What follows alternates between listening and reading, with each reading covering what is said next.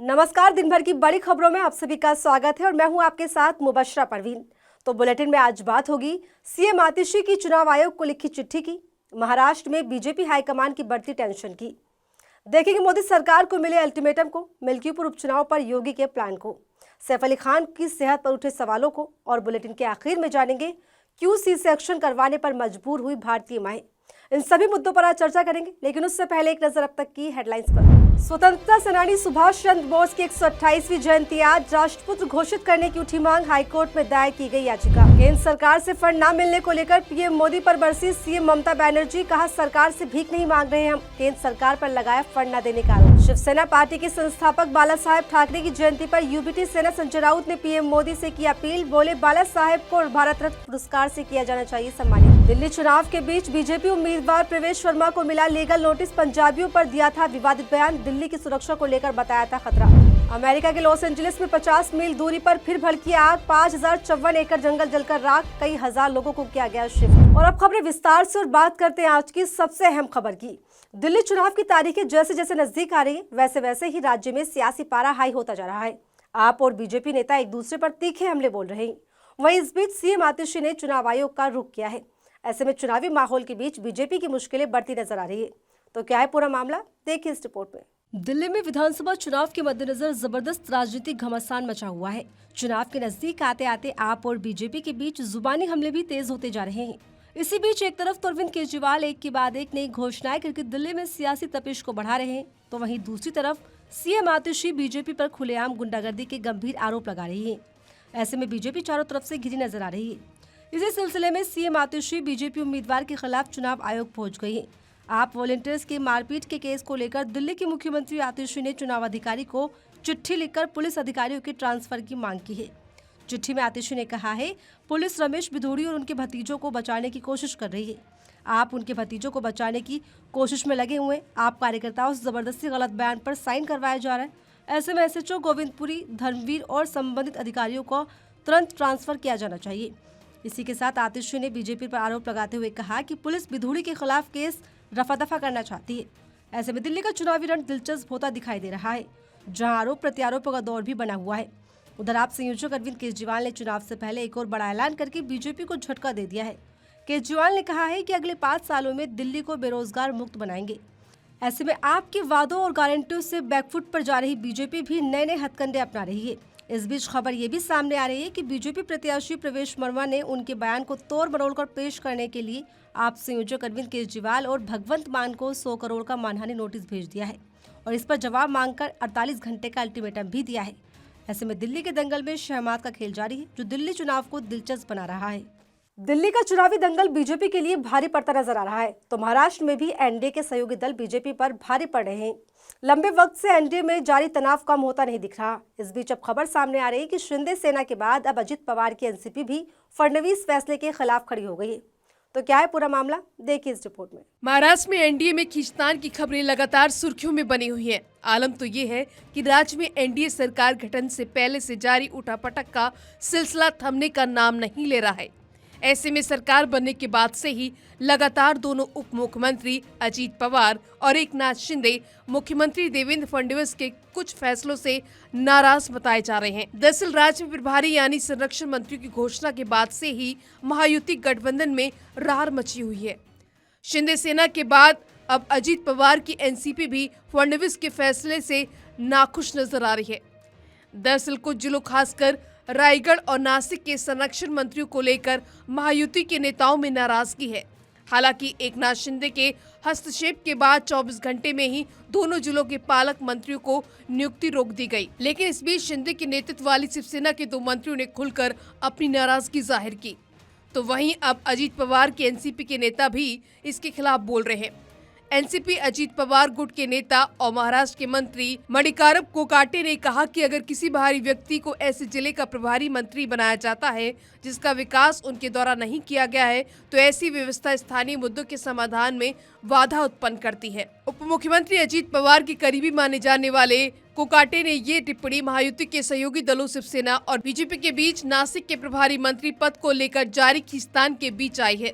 बता दें, हाल ही में शिवसेना के विरोध के चलते मुख्यमंत्री देवेंद्र फडणवीस को बीजेपी नेता गिरीश महाजन और एनसीपी विधायक अदिति तटकरे को नासिक और रायगढ़ जिलों के प्रभारी मंत्री के रूप में नियुक्ति पर रोक लगानी पड़ी थी। बता दें, शिवसेना नेता दादा भूसे नासिक और भरत गोगाबले रायगढ़ के प्रभारी मंत्री का पद चाहते हैं, लेकिन इस पर फडणवीस सरकार कोई फैसला नहीं कर रही है। ऐसे में नासिक जिले के प्रभारी मंत्री पद के लिए बीजेपी और शिवसेना में खींचतान जारी है।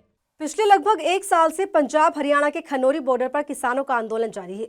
इसी कड़ी में किसान आंदोलन से दूरी बनाए रखने वाली खाप पंचायतों ने भी अब किसान संगठनों के साथ मिलकर आंदोलन में शामिल होने का ऐलान कर दिया है। इतना ही नहीं, खाप पंचायतों ने 26 जनवरी को लेकर बड़ा फैसला लेते हुए मोदी सरकार को अल्टीमेटम भी दे दिया है। तो क्या है पूरा मामला और क्या कुछ कहा किसानों ने, देखिए इस रिपोर्ट में। सरकार की बातचीत का न्योता दिए जाने के बाद भी किसानों का आंदोलन और डल्लेबाल का अनशन जारी है। किसान अपनी मांगों के साथ धरना स्थल पर डटे हुए हैं। इस बीच किसान आंदोलन से अब तक दूरी बनाए रखने वाली खाप पंचायतों ने भी अब किसान संगठनों के साथ मिलकर आंदोलन में शामिल होने का फैसला कर लिया है। इसको लेकर फोगाट खाप की कार्यकारिणी की बैठक में प्रधान सुरेश फोगाट की अगुवाई में 26 जनवरी को ट्रैक्टर मार्च निकालने पर चर्चा भी की गई है। इसी के साथ मोदी सरकार को चेतावनी दी गई है कि अगर 14 फरवरी तक किसान नेता ढल्लेबाल की मांगे पूरी नहीं हुई तो उत्तर भारत की खाप पंचायतें मिलकर बड़ा आंदोलन करेंगी। ऐसे में खापों का समर्थन मिलने के बाद किसान आंदोलन को और मजबूती मिल गई है। बता दें, फोगाट खाप के प्रधान सुरेश फोगाट ने कहा कि सभी किसान संगठन एकजुट हो गए हैं। 2 दिन पहले उत्तर भारत की सभी खाप पंचायतों ने हिसार में कार्यक्रम कर किसान संगठनों का आभार जताया। उन्होंने कहा कि अब किसान संगठन और खाप पंचायतें मिलकर आगे की लड़ाई लड़ेंगी। प्रधान ने बताया कि किसान नेता जगजीत सिंह ढल्लेबाल अपनी जायज मांगों को लेकर अनशन पर बैठे हैं। केंद्र सरकार के प्रतिनिधियों ने उनसे बात की है और उनकी मांगों को पूरा करने के लिए 14 फरवरी तक का समय दिया है। उन्हें उम्मीद है कि सरकार 14 फरवरी तक सकारात्मक रुख अपनाते हुए उनकी मांगों को पूरा करेगी। अगर सरकार उनकी मांगों को पूरा नहीं किया तो किसान आंदोलन बड़ा रूप लेगा। आपको बता दें, 13 फरवरी 2024 से शंभू और खनौरी बॉर्डर पर चल रहे किसान आंदोलन मामला सुप्रीम कोर्ट में चल रहा है।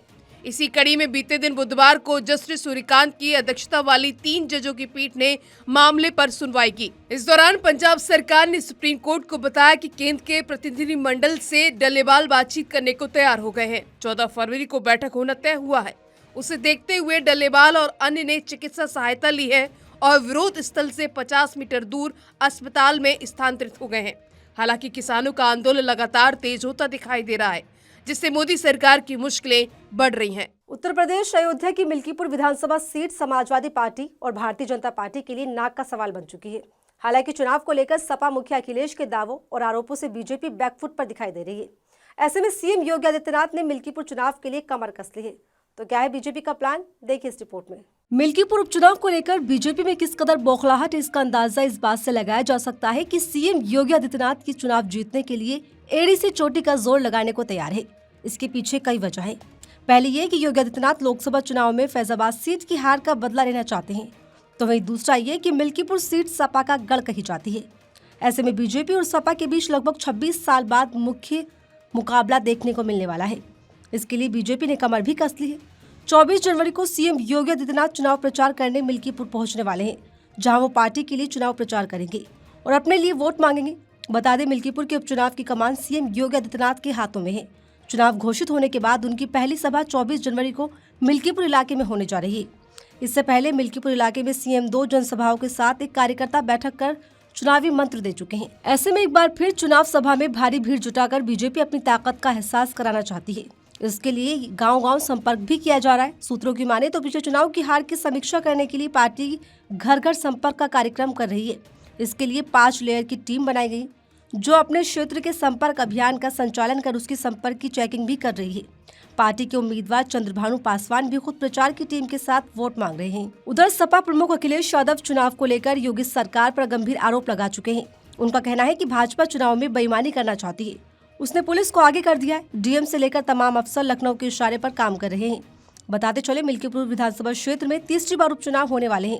इस सीट पर पहला उपचुनाव 1998 में और दूसरा 6 साल बाद 2004 में हुआ था। वहीं अब तीसरा उपचुनाव 20 साल बाद 5 फरवरी को होने वाला है। ऐसे में देखना होगा इस सीट पर कौन फतेह हासिल कर पाता है। बॉलीवुड एक्टर सैफ अली खान पर हुए हमले के बाद से लगातार वो सुर्खियों में बने हुए हैं। हर दिन एक्टर के हमलावर को लेकर कई खुलासे किए जा रहे हैं, साथ ही कई कनेक्शंस भी जोड़े जा रहे हैं। इस बीच सैफ अली खान पर हमले के मामले में सियासी बवाल भी बढ़ता दिखाई दे रहा है। यूबीटी सांसद संजय राउत ने हमले की जांच पर सवाल खड़े कर दिए हैं। तो क्या है पूरा मामला, जानने के लिए देखिए रिपोर्ट। बॉलीवुड एक्टर सैफ अली खान हमले के 5 दिन बाद स्वस्थ होकर घर जा चुके हैं, लेकिन जिस तरह वह अस्पताल से निकले और बिल्कुल चुस्त दुरुस्त हालत में अपने घर पहुंचे, उसे लेकर राजनीतिक सवाल उठाए जाने लगे हैं। बीते दिन शिवसेना नेता संजय निरुपम की तरफ से उठाए सवालों के बाद अब यूबीटी नेता संजय राउत ने भी सैफ हमले में गंभीर सवाल खड़े कर दिए हैं, जिसके बाद महाराष्ट्र में सियासी बवाल शुरू हो गया है। यूबीटी नेता संजय राउत ने सैफ अली खान के गहरे जख्म के इतनी जल्दी ठीक होने पर हैरानी जताई है। संजय राउत ने कहा, अब अगर ये मेडिकल चमत्कार है तो मैं उनके स्वास्थ्य के लिए शुभकामनाएं दूंगा। वो हमारे देश के अच्छे कलाकार हैं। मंसूर अली खान पटौदी के बेटे हैं, करीना कपूर के हस्बैंड हैं, तैमूर के पिता हैं, तो स्वस्थ रहें। चाकू कितना भी अंदर घुसा हो, आदमी जिंदा है, अपने पैरों पर चलकर घर जा रहा है। ये हमारे लीलावती अस्पताल के डॉक्टरों ने चमत्कार किया है, ऐसा मुझे लगता है। वहीं संजय राउत से पहले इसको लेकर शिवसेना नेता संजय निरुपम ने भी मंगलवार को सवाल उठाए थे। उन्होंने कहा था कि सिर्फ 5 दिन में अस्पताल से निकलते ही इतने फिट कैसे हो सकते हैं। इतना ही नहीं, शिवसेना नेता ने कहा था कि खुलासा होना चाहिए कि हमला कितना घातक था। वहीं उन्होंने मांग रखी कि परिवार वालों को सामने आकर ये बताना चाहिए। इसी के साथ संजय निरुपम ने महाराष्ट्र की फडणवीस सरकार और गृह मंत्रालय पर गंभीर आरोप लगाते हुए कहा कि कानून व्यवस्था ध्वस्त हो गई है, गृह मंत्रालय विफल हो गया है, ऐसे हालात बना दिए गए कि हर इंसान असुरक्षित है। इसके बाद राज्य में सियासी बवाल चरम पर पहुंच गया है। आपको बता दें, ये सब ऐसे वक्त में हो रहा है जब सैफ अली खान पर हुए हमले के बाद से ही राज्य में तमाम विपक्षी पार्टियां सुरक्षा और कानून व्यवस्था का मुद्दा उठाकर फडणवीस सरकार पर हमलावर हो रही हैं। ऐसे में एक बार फिर इस मामले में विपक्षी नेताओं ने महायुति सरकार को निशाने पर ले लिया है और सैफ अली खान पर हुए हमले की सही जांच की मांग कर दी है। अमेरिका के राष्ट्रपति बनते ही डोनाल्ड ट्रंप ने जो घोषणाएं की है, उसके चलते दुनिया भर में तहलका मचा हुआ है। इसमें एक बड़ा मुद्दा भारतीय नागरिकता का भी है। इसी बीच खबर है कि ट्रंप की नीतियों के खौफ से अमेरिका में भारतीय माएं अपने अजन्मे बच्चे की जान जोखिम में डालकर 7 से 8 महीने में ही सी सेक्शन करवा रही हैं, ताकि जल्द से जल्द बच्चों को जन्म दे सके। तो क्या है पूरा मामला, जानने के लिए देखिए रिपोर्ट। अमेरिका के नए राष्ट्रपति डोनाल्ड ट्रंप ने अमेरिका में जन्म आधारित नागरिकता के नियम बदल दिए हैं, जिससे वहां रहने वाले तमाम समुदाय के लिए मुश्किलें बढ़ गई हैं। इतना ही नहीं, ट्रंप की नीतियों में किए गए इन बदलावों का असर दुनिया के कई देशों और उनके नागरिकों पर भी होगा। इसमें भारतीय नागरिक भी शामिल है। अभी तक अमेरिका के कानून के मुताबिक वहां जन्म लेने वाले हर शख्स अमेरिकी नागरिक होते थे, यानी कि उसे जन्मजात अमेरिकी नागरिकता मिलती थी। लेकिन अब ऐसा नहीं होगा। ट्रंप ने ब्राइटनिंग सिटीजनशिप के अधिकार को बदलने के आदेश पर दस्तखत भी कर दिए हैं। यह नया नियम 20 फरवरी से प्रभावी होने वाला है। ऐसे में इस मुश्किल से निकलने के लिए अमेरिका में भारतीय माएं अपने अजन्मे बच्चे की जान जोखिम में डालकर 7 से 8 महीने में ही सी सेक्शन करवा रही है, ताकि जल्द से जल्द बच्चे का जन्म दे सके। कई रिपोर्ट्स में इन खबरों को लेकर दावे भी किए जा रहे हैं कि ट्रंप के फरमान के बाद कुछ घंटों के भीतर अमेरिका में सिजेरियन डिलीवरी की बाढ़ आ गई। असामान्य रूप से ज्यादा प्री टर्म डिलीवरी के लिए अनुरोध मिल रहे हैं। इनमें ज्यादातर कॉल करने वाली या तो क्लिनिक में आने वाली महिलाएं भारतीय हैं जो 8 या 9 महीने की गर्भवती हैं और 20 फरवरी से पहले सी सेक्शन कराने की मांग कर रही हैं। इनमें कुछ महिलाओं का प्रेगनेंसी पीरियड काफी कम है। टाइम्स ऑफ इंडिया की एक रिपोर्ट के मुताबिक लोग ऐसे नए नियम से बचने के लिए कर रहे हैं, क्योंकि 20 फरवरी के बाद उन बच्चों को नागरिकता नहीं मिलेगी जिनके माता पिता अस्थायी वीजा पर अमेरिका में रह रहे हैं। ऐसे में हजारों भारतीयों के लिए ट्रंप के ये फैसले मुश्किलों का सबब बनते दिखाई दे रहे हैं। अब देखना होगा कि भारत इस पर क्या रुख अपनाता है। और फिलहाल इस बुलेटिन में मेरे साथ इतना ही। ऐसे तमाम खबरों के लिए बने रहिए मेरे साथ और देखते रहिए आर्टिकल 19 इंडिया।